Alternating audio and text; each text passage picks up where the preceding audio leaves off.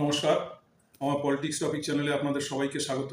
যারা আজ নতুন দেখছেন আমার অনুষ্ঠানটি, তাদের কাছে বিনীত অনুরোধ আমার চ্যানেলটিকে সাবস্ক্রাইব করে পাশে থাকবেন। আমার এই পলিটিক্স টপিক চ্যানেলে প্রতিদিন রাজনৈতিকমূলক ভিডিও আপনাদের সামনে তুলে ধরি। বাংলা তথা ভারতবর্ষের অনেক রাজনীতি নিয়ে সমস্যাগত প্রশ্ন আপনাদের সামনে তুলে ধরি বা ঘটনা আপনাদের সামনে তুলে ধরি। আপনাদের কেমন লাগে আপনারা অবশ্যই কমেন্টের মাধ্যমে জানাবেন, এবং ভুল যদি আমার তরফ থেকে হয়ে থাকে অবশ্যই মাথা নত করে ক্ষমা চেয়ে নেবো আপনাদের কাছে। কমেন্টের মাধ্যমে অবশ্যই আমার ভুল ধরিয়ে দেবেন, এবং ভালো মন্দ বিচার আপনারাই। তাই আপনাদের সহযোগিতায় এই অনুষ্ঠান করা সম্ভব। তাই আপনাদের কাছে বিনীত অনুরোধ, আপনারা অবশ্যই চ্যানেলটিকে সাবস্ক্রাইব করে পাশে থাকবেন, এবং আপনারা আপনাদের মন্তব্য অবশ্যই কমেন্টের মাধ্যমে রাখবেন। যাই হোক, আজকের অনুষ্ঠানটি হলো কোনো সরকারের বিরোধিতা করাই কি দেশদ্রোহিতা বা দেশবিরোধী কার্যকলাপ, এই নিয়েই আজকের অনুষ্ঠানটি। বর্তমান যা পরিস্থিতি চলছে, বাংলায় পরিবর্তনের পরও দেখছি যে বিরোধীদের কণ্ঠরোধ করা হচ্ছে, বিরোধীদের আন্দোলনকে প্রতিরোধ করার জন্য যত রকম ব্যবস্থাপনা তাও করছেন, এবং সারা ভারতবর্ষেও দেখা যাচ্ছে যে সরকার বিরোধী কোনো কথা বললেই সরকার পক্ষের কোনো এমপি, এমএলএ, বিধায়ক তারা এমন এমন মন্তব্য করছেন যা ভাষায় প্রকাশ করার মতো না। আপনারা দেখেছেন এর পূর্বে বাংলারই একজন বিজেপির সাংসদ অনন্ত মহারাজ, তিনি নেতাজি সুভাষচন্দ্রের মতন মহানায়ক এবং দেশের একজন বীর সেনা বলুন, এবং দেশকে স্বাধীন করার যার এত অগ্রাধিকার ছিল এবং তার পরিসীমা আমরা ভাষায় প্রকাশ করতে পারব না, যাকে মানুষ দেশের সর্বোচ্চ নেতা বলে মেনে নিয়ে এখনো তাকে শ্রদ্ধা করেন, তার সম্বন্ধে যে ধরনের মন্তব্য করেছে তা আমার ভাষায় বলে সেটা ক্ষমার যোগ্য না। কে এই অনন্ত মহারাজ, যার নাম নগেন্দ্রনাথ রায়? এটাও দেখেছি এই নগেন্দ্রনাথ রায়কে মানুষ মহারাজ ভেবে অনেক মহিলারা তার পায়ের জুতোটা খুলে দেয়, পা ধুইয়ে দেন, নমস্কার করে, শ্রদ্ধা করেন। তিনি মানুষ রূপে, তিনি কি কোনো ভগবান? কোনো মানুষের তার আশীর্বাদে মঙ্গল হয়েছে আমার তো জানা নেই। এবং এমনকি তিনি এত বড় মহান ব্যক্তি যে উনি চাইলেই বৃষ্টি হবে, উনি চাইলেই রোদ উঠবে, উনি চাইলেই সূর্য পশ্চিম দিক থেকে উঠবে, এরকম তো নয়। তাহলে তাদের মতন সাধারণ মানুষের এত বড় কথা আসে কি করে? আর যদি উনি মানুষের মঙ্গল কামনার জন্যই কোনো ধর্মগুরু হয়ে থাকেন, উনি তো রাজা হিসাবে কিসের রাজা? সেই নিয়ে আজকে ব্যাখ্যা করতে চাইছি না। অনন্ত মহারাজ নাম লাগিয়ে দিয়েছেন, উনি সমাজের জন্য বা দেশের জন্য কতটা নিজের স্বার্থ ত্যাগ করেছেন। এরা হচ্ছে স্বার্থবাদী এবং সুবিধাভোগী, তার জন্যই উনি গিয়ে একটি রাজনৈতিক দলের সাংসদ হয়ে বড় বড় লেকচার মারছেন। এটাও আপনাদের কাছে দৃষ্টান্তমূলক একটি ঘটনা তুলে ধরলাম। আপনারা জানাবেন কতটা ন্যায়সঙ্গত বক্তব্য উনি রেখেছেন, কি ভুল করেছেন, কি অন্যায় করেছেন। আমার চোখে দেখা উনি যে বক্তব্য রেখেছেন নেতাজি সম্বন্ধে, তা মানে ভাষায় প্রকাশ করার মতন নয়, এবং একটি কলঙ্কিত বক্তব্য। যাই হোক, এছাড়াও আপনারা দেখেছেন যে একটি সরকারকে শুধু ধর্মের নামে হিন্দুবাদী বলে, হিন্দু দেশ গঠন করবে, এইসব নাম করে, ধর্মের নাম করে তারা আজকে সারা ভারতবর্ষ বিস্তার করেছেন। কিন্তু কি মুসলিম হোক কি যে জাতির মানুষই হোক, চাই ব্রাহ্মণ সমাজের হিন্দু মানুষই হোক, এই সরকারের 2014 সালের পর থেকে কি সুবিধা হয়েছে এটাও তো দেখার। শুধু অন্ধভক্ত হয়ে বড় বড় কথা বললাম এবং সরকার পক্ষের দালালি করলাম, এটা তো বড় কথা না। তাহলেই আমি একজন দেশপ্রেমী এবং আমি একজন প্রকৃত এই দেশের নাগরিক, এটা বলাটা কি ঠিক? ভেবে দেখুন তো। আজকে তৃণমূল সরকার উৎখাত করেছে, ভালো কথা, তাদের দুর্নীতির কারনামা ছিল, সরিয়ে দিয়েছে। বাংলার মানুষ তথা ভারতবর্ষের মানুষ তাকিয়েছিলেন যে একটি নতুন সরকার আসবে এবং সুশাসন এবং মানুষকে শান্তি বলুন এবং মানুষের অগ্রাধিকার বলুন, মানুষের গণতন্ত্র মানুষের জন্যই প্রতিষ্ঠিত হবে। কিন্তু আমরা কি দেখতে পেলাম? 4 তারিখে পালা বদলের পরে লুটপাট, সন্ত্রাস এবং ডিমথাপি থেকে শুরু করে যারা সমাজে ভালো ব্যক্তি ছিল, যারা সাধারণ কর্মী, যিনি হয়তো 10 বছর আগেই দল থেকে বসে গেছেন, তাদের মতন মানুষকেও ডিমথাপি এবং তাদের নামে যত মিথ্যা কেস এবং চোর চোর স্লোগান, সে যত ভালো ব্যক্তি হয়ে থাকুক না কেন, তার মূল উদ্দেশ্য হচ্ছে তৃণমূল করতেন, তার নামে কেস চাপাতে হবে, তাকে কলঙ্কিত করতে হবে। এই নিয়ে সারা বাংলায় চলছে। যারা তোলাবাজ ছিল তাদের নামে করত, মানুষ কিন্তু তাতে বরঞ্চ সাপোর্ট করত। আমার নিজের চোখে দেখা যে একটি অতি ভালো মানুষকেও এরা চোর চোর স্লোগান দিয়ে, তার নামে মিথ্যা অপবাদ, মিথ্যা কেস দিয়ে তাকে পুলিশের হাতে তুলে দিয়েছে। কিন্তু পুলিশের হাতে তুলে দেওয়ার আগে পর্যন্ত তার সাথে যে ভাষা, যে ব্যবহার, যে ধরনের অত্যাচার, তার ঘর বাড়ি লুট করা, ভাঙচুর করা, তা দেখার মতন দৃশ্য। এবং তোলাবাজিটা এমন একটা পর্যায়ে পৌঁছে গেছে আজকে, যা ভাবা যায় না। তা বিজেপির বিধায়করা, বিজেপির অনেক নেতারাও সেটা স্বীকার করে নিয়েছেন যে 15 বছরকে ছাপিয়ে গেছেন এই 2-2.5 মাসের তোলাবাজিতে। এবার একটা কথা বলি, যারা মনে করছেন বিজেপি মানে ধোঁয়া তুলসী পাতা, তারা তোলাবাজ নয়, তাদের মধ্যে তোলাবাজ নেই, এটা কিন্তু ভুল ধারণা। যদি বলেন কেন, তোলাবাজদের কোনো দল হয় না, তারা সবসময় যে দল শাসক থাকে তাদের মধ্যে ভিড়ে যায় এবং তারা গিয়ে তাদের কার্যসিদ্ধিটা করে। এইটা সরকারকে বোঝা উচিত যে বাংলার তথা ভারতবর্ষের মানুষকে যদি শান্তি ফিরিয়ে দিতে হয়, তাহলে এই তোলাবাজি এবং এরকম অত্যাচার বন্ধ করা উচিত, আইনের শাসন প্রতিষ্ঠিত করা উচিত। কিন্তু আইনের থেকে দেখা যাচ্ছে যে তারা নিজেরাই আইন হাতে তুলে নিচ্ছে। তাই এটা আপনাদের কাছে প্রশ্ন রাখলাম, এই ধরনের আইন কি আপনারা চান যে সমাজে যে ধরনের অত্যাচার লুটপাট চলছে, এটা আপনারা বলবেন, আপনাদের অঞ্চলে কি হয়েছে না হয়েছে আপনারা ভালো বলতে পারবেন।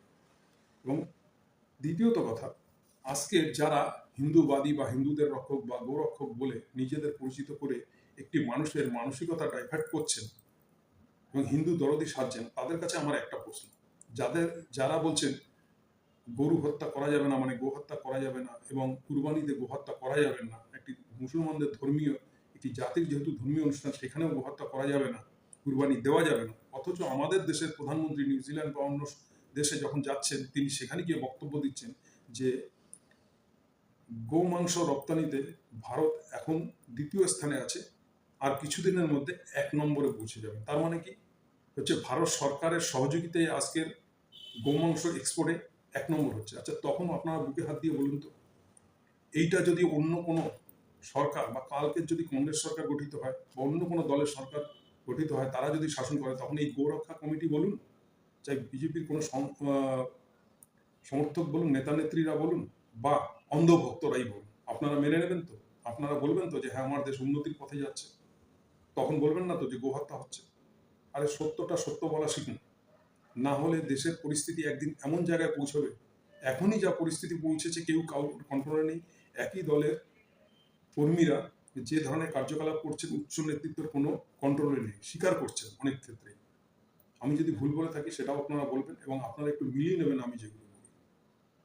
দ্বিতীয়ত কথা, আজকে দেখেছেন ছাত্র আন্দোলন, এই ছাত্র আন্দোলন করতে গিয়ে বহু ছাত্রছাত্রী, অনেক ছাত্রছাত্রী প্রাণ দিয়েছেন এই নিট পরীক্ষার জন্য, আত্মহত্যা করে নিয়েছেন, এবং তারা যখন আন্দোলনে গেছেন, আন্দোলনে গিয়েও কিন্তু মার খেয়ে কোনো ছাত্রীর মৃত্যু হয়েছে, সেটাও আপনারা দেখেছেন। আর তাদের উপর কিভাবে পুলিশি অত্যাচার নেমেছিল সেটাও আপনারা দেখেছেন। অনেক মহিলা, মানে ছাত্রীদের কিভাবে নম করা হয়েছে, কিভাবে তাদের ব্রেস্টে হাত দেওয়া হয়েছে এবং তাদের গোপন অঙ্গে কিভাবে লাঠি গুঁজে দেওয়া হচ্ছে, সেগুলো আপনারা ভিডিওর মধ্যে দেখেছেন। এবং এই ছাত্রছাত্রীদেরই এই গদি মিডিয়া বলছেন এরা সব দেশদ্রোহী, এরা পাকিস্তানের মদত নিয়ে করছে, এরা বাংলাদেশের মদত নিয়ে করছে। অথচ ভারত সরকারের ইন্টেলিজেন্স পক্ষ থেকে তারা কিন্তু বলছেন না, এমন কোনো রিপোর্ট নেই যে এরা বিদেশি শক্তি বা বিদেশ থেকে কোনো রকম সাহায্য করছে। তাহলে ভাবুন যে আজকে দেশের ছাত্রছাত্রীরাই হচ্ছে ভবিষ্যৎ, তাদেরকে বলে দেওয়া হচ্ছে দেশদ্রোহী, তারা পাকিস্তান মদত নিচ্ছে, তারা বাংলাদেশের মদত নিচ্ছে। তাহলে আমরা কোন দেশে কার উপরে ভরসা করব? আজকের এও দেখেছি, কয়লা মন্ত্রী, তার সেখানে বিরাট 1600 কোটি টাকা তারও অধিক কেলেঙ্কারি। দ্বিতীয়ত কথা, শিক্ষামন্ত্রী শিক্ষা ব্যবস্থাকে কোথায় নিয়েছে? আজকের উত্তরপ্রদেশের মতন রাজ্যে 90,000 স্কুল বন্ধ হয়ে গেছে। সেসব নিয়ে কোনো বিজেপির কোনো উচ্চ নেতৃত্ব, স্বয়ং মোদী বা যাকেই বলুন না কেন, এবং যোগী আদিত্যনাথের মুখে কোনোদিন শুনবেন না যে এই ব্যবস্থা। কিন্তু এই নিয়ে যদি কেউ মুখ খোলে, আন্দোলন করে, তাহলেই দেখবেন সাথে সাথে তাকে দেশবিরোধী তকমা লাগিয়ে দেওয়া হচ্ছে। আজকে বিহারের অবস্থা দেখুন, বিহারে শাসন ব্যবস্থা আছে বলে তো মনেই হয় না।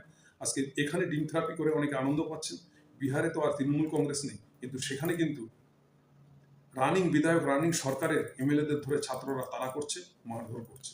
ভাবুন দেশটার পরিস্থিতি কোথায় চলে আসছে। সবাই দেশদ্রোহী যদি হয়, একমাত্র যিনি বিজেপি করছেন তারাই কি শুধু দেশের প্রেমিক, তারাই দেশের নাগরিক, আর বাকি সবাই দেশদ্রোহী? কোন কোন দিকে যাচ্ছে আমাদের দেশ, কোন পথে এগোচ্ছে? সামনের দিন ভয়ঙ্কর আসছে। শুধু এই সরকারের সমর্থন করুন, এবং যত চুরি চাপটা যা হোক না কেন, যত বড় কেলেঙ্কারি হোক, আজকে রাম, যিনি আমার দেশের প্রধানমন্ত্রী বলেছিলেন অযোধ্যা তিনি রামকে নিয়ে এসছেন, ভালো কথা, নিয়ে এসছেন। তিনি যখন প্রাণ প্রতিষ্ঠাতা করতে পারেন না কোনো উচ্চ ব্রাহ্মণের দ্বারা ছাড়াও, তিনি প্রাণ প্রতিষ্ঠাতা করলেন, সবকিছুই করলেন, তার উদ্বোধন করলেন, সব করলেন, দেশের মানুষ সবই মেনে নিয়েছে। অথচ যখন সেই রাম মন্দিরের দান সামগ্রী 200 কোটি টাকার উপরে যখন চুরি হচ্ছে, তখন কোনো বিজেপি নেতা বলছেন হিন্দুর পয়সা হিন্দু নিয়েছে, তো অন্যদের মাথা ঘামানোর কি আছে? ভাবতে পারেন? তাহলে তার পরিপ্রেক্ষিতে যদি বলা হয় আজকে তৃণমূল সরকার বাংলায় ছিল, তারাও বাংলার মানুষের পয়সা বাংলার মানুষ নিয়েছে, তো অসুবিধা কোথায়? এটা কোনো সুস্থ সমাজের বা সুশাসনের কথা বক্তব্য? তা নিয়ে কিন্তু শীর্ষ নেতৃত্ব যারা রয়েছে, মোদিজি বলুন, যোগীজি বলুন, চাই রাজনাথ সিং বলুন, এদের কোনো বক্তব্য নেই। এবং শুধু আরেকটা জিনিস দেখলাম, আমার দেশে আমার বাংলার যিনি এই বিজেপির রাজ্য সভাপতি, তিনিও নেতাজি সম্বন্ধে বলে দিলেন গুন্ডাদের নেতা ছিলেন নেতাজি সুভাষচন্দ্র বোস। এই ধরনের মন্তব্য। এবং দ্বিতীয়ত কথা হচ্ছে ঘোটালা, আজকের এই গোমাংস রপ্তানির থেকে হাজার হাজার কোটি টাকা গভর্নমেন্ট, বিজেপি গভর্নমেন্ট চাঁদা নিচ্ছে, সেটা মেনে নেওয়া হচ্ছে, তা নিয়ে কোনো প্রতিবাদ নেই। একের পরে এক দুর্নীতিতে জড়িয়ে কেন্দ্র সরকার, তা নিয়ে কোনো বক্তব্য নেই। যারা বলেছিলেন পেট্রোল, এই যে পেট্রোল যখন 60 টাকা চলছিল মনমোহন সরকারের সময়, তখন বলছিলেন 40 টাকা, 40 টাকা থেকে আজকে যখন 110 টাকায় বিক্রি হচ্ছে, তখনও কি বলছেন 500 টাকা লিটার হলেও আমরা অন্ধভক্ত। ভাবতে পারেন দেশ কোন দিকে যাচ্ছে? আরে বাবা, 500 টাকা তুমি না তো, তুমি অন্ধভক্ত, তুমি কিনবে, বাকি মানুষরা কি করবে? এবং সেই 110 টাকায় দিয়েও ইথানল মেশানো হচ্ছে আখের রস। ভাবতে পারেন গাড়িগুলোর 12টা বেজে যাচ্ছে। অনেক সাধারণ মানুষ, সাধারণ ছেলেমেয়েরা র্যাপিডো চালিয়ে তাদের সংসার চালায়, তার একটা লোন করে হয়তো একটা বাইক নিচ্ছে, কদিন চলবে সেই গাড়িটা? সে তো আর রোজ রোজ পারবে না যে কোনো একটা নতুন বাইক নিয়ে নিতে। ভাবতে পারছেন আমাদের দেশের ভবিষ্যৎটা কোথায় দিকে যাচ্ছে, কোন দিকে কোন পথে এগোচ্ছে? এলআইসি কেলেঙ্কারি, রেল বিক্রি, সবই তো বিক্রি হচ্ছে। এবং দ্বিতীয় অনেক সরকারি সংস্থা, সব আদানি আম্বানি, যা কিছু করবে আদানি আম্বানি। এবং গরিব মানুষের কোনো স্থান নেই, গরিব মানুষ বিরোধিতা করলে শুধু দেশের দ্রোহী তকমা। এইভাবে কি একটা দেশ সুশাসন চলতে পারে? তো ইংরেজ আমলদের মতো, মানে তোমাকে নীল চাষ করতে বলেছি, তোমার চাষ হলো কি না হলো তোমাকে কর দিতে হবে, না হলে তোমার উপরে চাবুকের বাড়ি চলবে, অত্যাচার চলবে, এই সেই রকম। এইটা কি কাম্য? আচ্ছা, আরেকটা কথা বলি, যারা হিন্দু হিন্দু হিন্দুত্ব সনাতনী সনাতনী করে চিৎকার করে,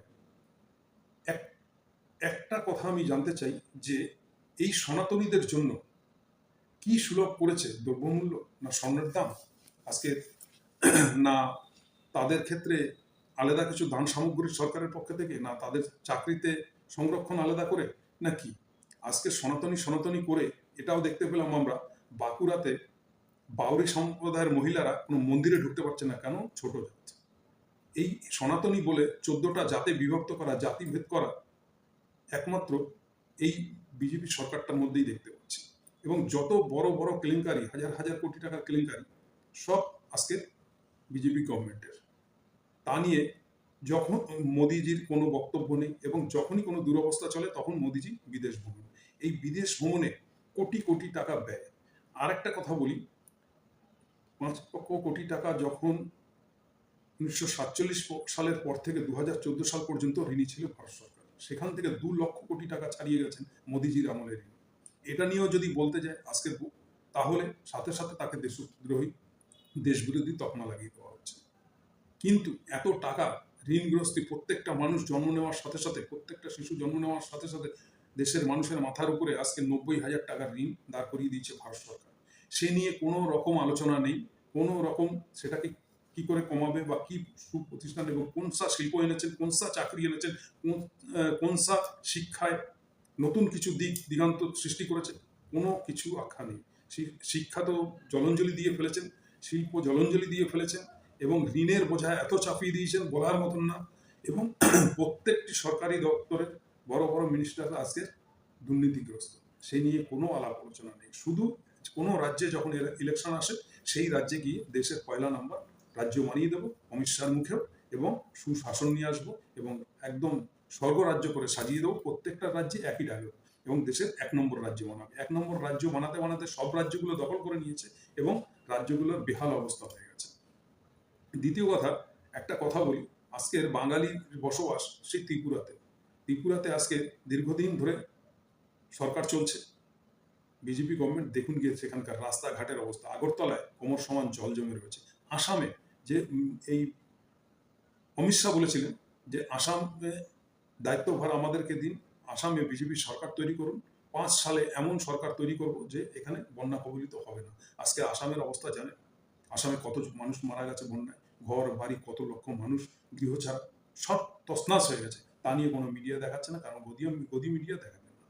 দ্বিতীয় কথা, দিল্লিতে রেখা গুপ্তার সরকার হয়তো 18 মাস কি 1.5 বছর অতিক্রম করেছে, সেখানে কয়েক লক্ষ কোটি টাকার মেডিকেলের দুর্নীতি। এরকম দুর্নীতি বলতে গেলে শেষ হয়ে যাবে, কিন্তু কার কাছে বলবেন, কার কাছে আবেদন করবেন? যেখানেই আপনি বলতে যান না কেন, যে কোনো আন্দোলন করতে যান না কেন, একটাই কথা, আপনি দেশদ্রোহী। তাই বিরোধিতা করা মানেই, সরকার বিরোধিতা করা মানেই বা বিরোধী থাকা মানে, বিরোধী তো রাখতেই চাইছে না, সব কিনবো আদানি আম্বানির পয়সা দিয়ে, শুধু সব কিনে নেব, বিরোধীদের মুখ বন্ধ করে দেবো, এই চলছে। তাই আপনারা কতটা এটা যুক্তিসম্পন্ন মনে করেন এবং দেশের জন্য এটা কত ভালো কি মন্দ, আপনাদের কাছেই রাখলাম এই প্রশ্নটা, আপনারাই কমেন্টের মাধ্যমে জানাবেন। তাই এখানেই ভিডিওটা শেষ করলাম। কেমন লাগলো আপনারা অবশ্যই আপনাদের কমেন্টে জানাবেন। ধন্যবাদ। জয় হিন্দ, বন্দে মাতরম।